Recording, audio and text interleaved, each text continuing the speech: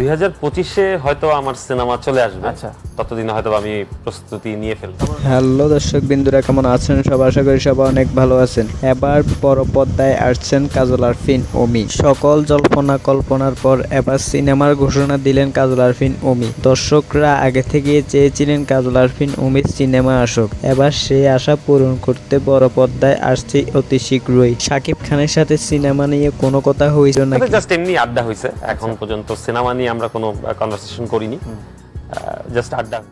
পরবর্তীতে আমরা আপনার কোন কাজটি দেখতে পারবো? ওয়েব ফিল্ম নাকি সিনেমা নাকি নাটক? জানি না আসলে কি করব।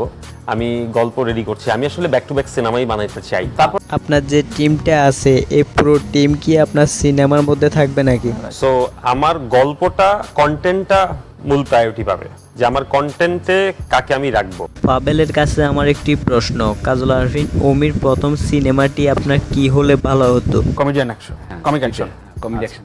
আচ্ছা আচ্ছা।